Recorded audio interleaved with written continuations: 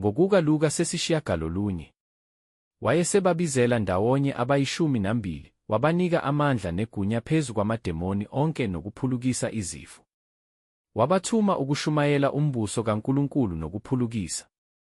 Wathi kubo, ningaphathi lutho lwendlela, naludondolo, nasikhwama, nasinkwa, namali, ningabi namabhantshi amabili.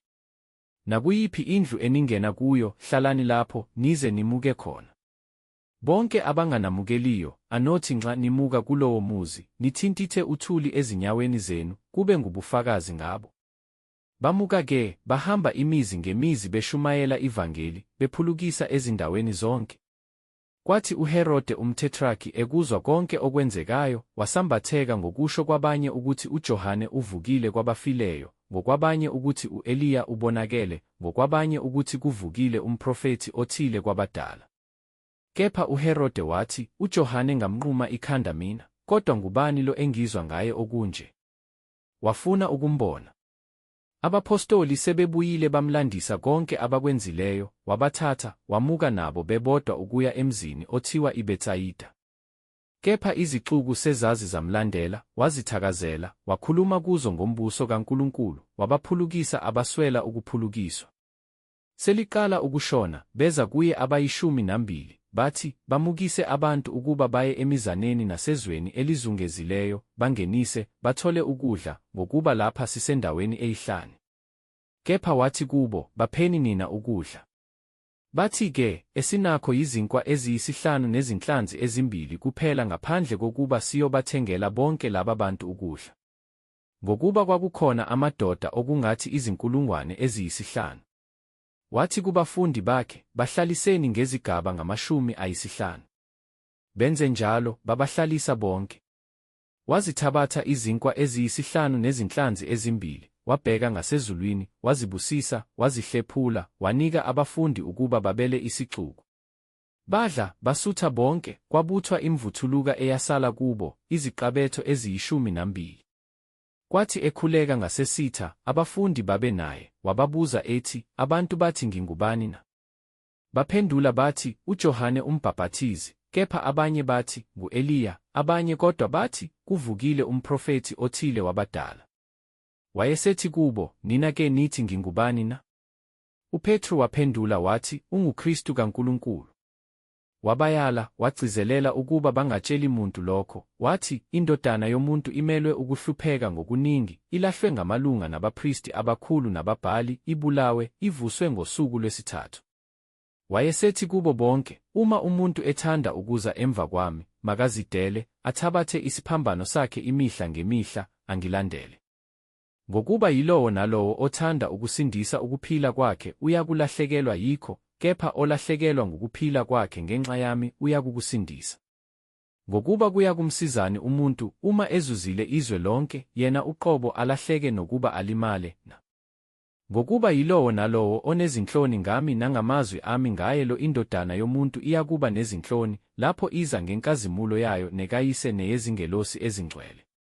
Kepha nginitshela ngesiminya ukuthi bakhona abanye kwabemi lapha abangayikuzwa ngempela ukufa, baze babone umbuso kaNkulunkulu. Kwathi emva kwalawo mazwi kungathi izinsuku zaba yisishiyagalombili wathatha oPetru, noJohane, noJakobe, wenyukela entabeni ukuyokhuleka. Kwathi ekukhulekeni kwakhe isimo sobuso bakhe saba ngesinye, nezingubo zakhe zabamhlophe, zacwebezela. Bheka, kwakhuluma naye amadoda amabili ayengoMose no-Eliya, abonakala ngenkazimulo, akhuluma ngokumuka kwakhe abemelwe ukufeza eJerusalema. UPetru nababe naye babekhwelwe ngubuthongo, kepha sebephapheme babona inkazimulo yakhe namadoda amabili emi naye.